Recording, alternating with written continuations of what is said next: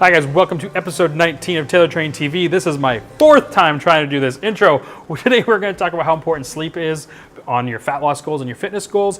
What's the best way to minimize knee pain if you do a lot of physical activity? And also how sore is too sore? How can you tell if your training is making you more sore than you should be and what is normal? And we're going to do a little follow-up to a question from a member about whether or not your age means that you can't strength train anymore.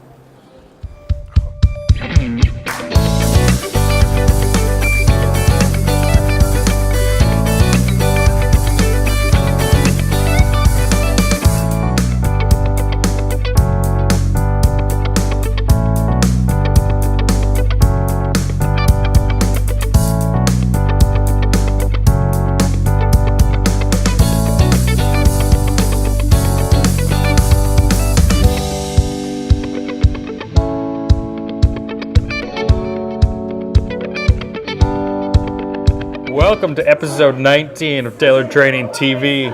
I feel like the table's in a little bit of a different spot today. I'm being exceptionally distracted by the TV.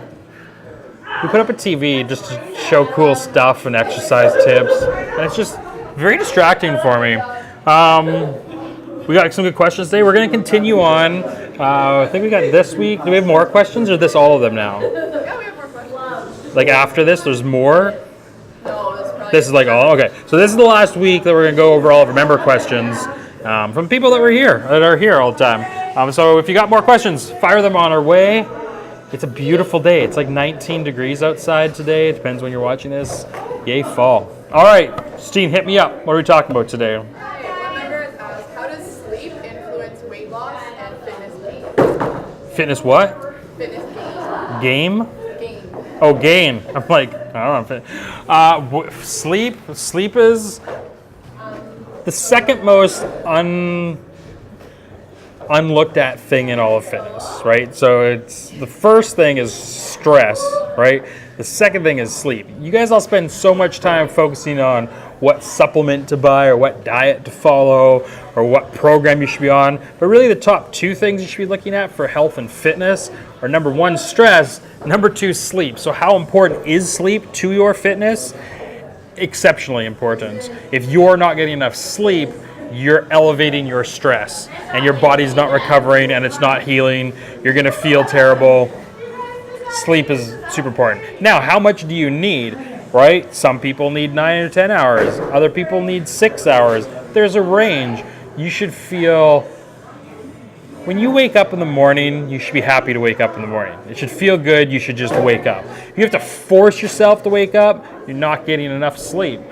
If you have to get up to go to work, you need to go to bed earlier. Sorry to tell you that. I'm not sorry. I'm never sorry about telling you things that are important for you to know. So when it comes to like fitness gains and weight loss, if you're not getting enough sleep, that's adding to your stress. It's going to have a huge negative impact on weight loss and on fitness gains. Got it. Nailed it. Picture looks nice. I like it. All right, what are we talking about next? Did I answer that? Was that good? Yeah, sleep's important. If you got more questions about sleep, fire them our way. Alright, somebody else asked, how can I train to minimize knee pain when climbing or trekking long distances? All right, so we have a few members that do very, very long hikes, treks, like days long. And they want to know about minimizing knee pain and, well, I mean, let's put back pain in there too, because most people are going to have knee pain and back pain from this stuff. And really the protocol is the same. You've got to have strong enough muscles. If you want to minimize the risk to your joints, your muscles have to be strong enough. I would say in 15 years as a strength coach, everything I've done in this industry, our whole team, 90% of the knee pain and issues and back issues we deal with are simply from people having poor movement and not being strong enough.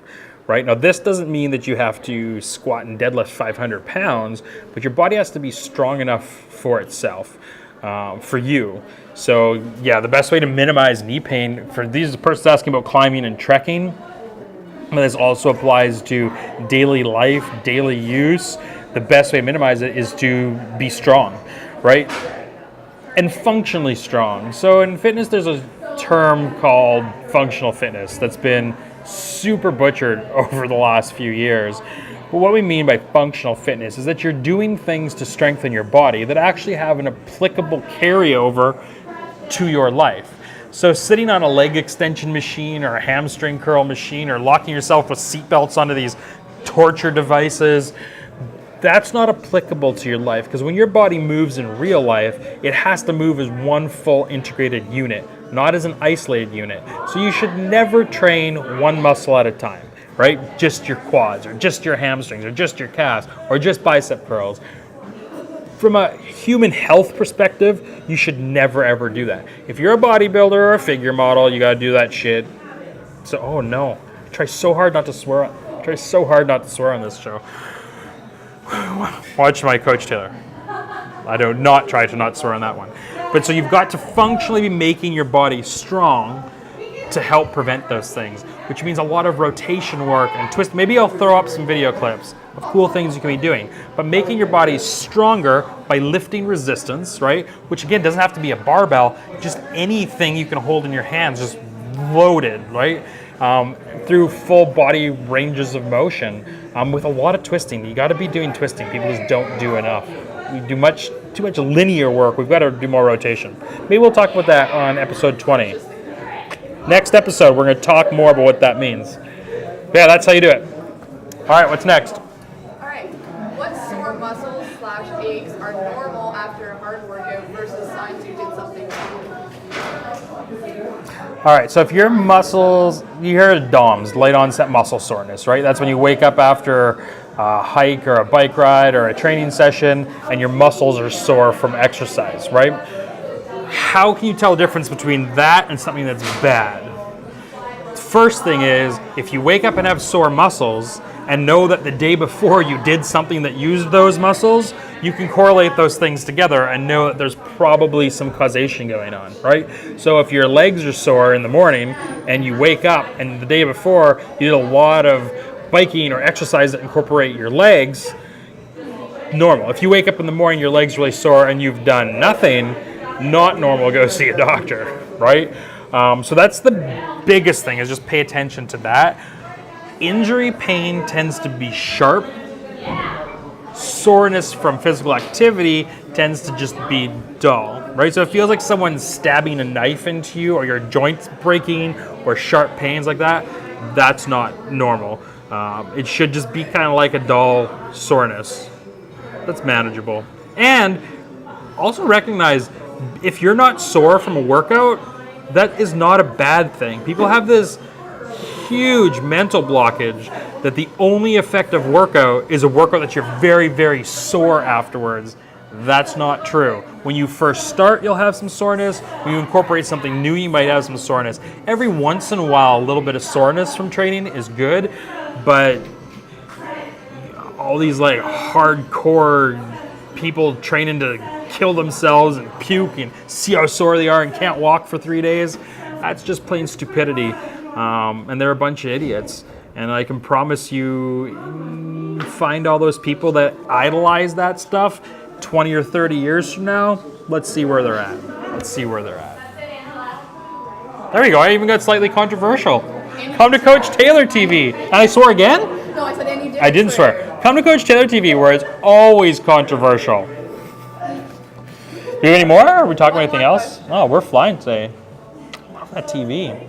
What's next? Okay. Is it true that as you get older, your muscles can develop much faster than tendons and ligaments can stretch to adapt? Okay, so this is the second part of a question that we answered a couple weeks ago from a member who I misinterpreted. Well, I didn't misinterpret it. I answered what they asked. They just asked me the wrong thing. Your muscle, your tendons and your ligaments are different types of tissue than your muscle. So when you first start exercising, they respond and adapt to exercise at different rates. This is why it's so important when you start a new exercise program that you do it properly and in a controlled fashion. Because your muscle tissue, your muscles, will get stronger and adapt faster than your tendons and your ligaments will, right?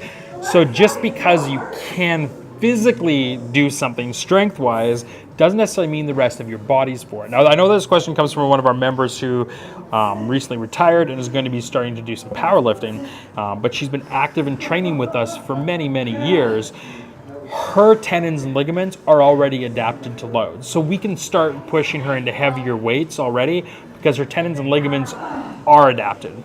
But if you're new to exercise or you're starting a new type of exercise, you want to go a little bit slower and give your body time to adapt those slower adapting tissues.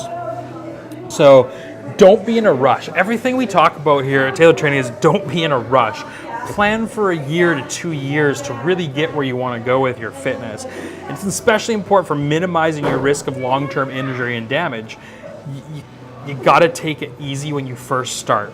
So don't go into it. It's why we stopped running boot camp programs and short-term intense stuff, because we recognize that long-term is important. And these short-term boot camp style programs, which we used to run, and there's a reason we stopped doing it, caused a lot of damage that you might not even realize you're causing, right? So you're sore, you're hurting your tendons and your ligaments. Sure, your muscles get stronger, but the rest of it's not there and not prepared. So just take it easy, take it slow. Don't be in a rush. Do it smart. Nailed it. Yes, you wore a cape today. It's fantastic. Are you doing a plank? Okay, wait, hold that for me. I need to get a video of that for my video.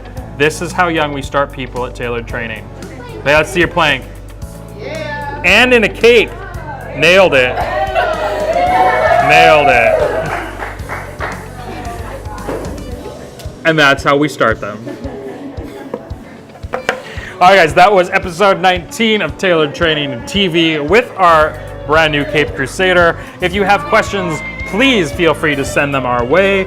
If you want to come and hang out with us, come spend 3 weeks. Even if you don't want to be a member and train with us every day, if you just want to learn more about health and fitness and get your form down right, come do a 3-week trial with us. It's $79 and you will learn a lot just in that time.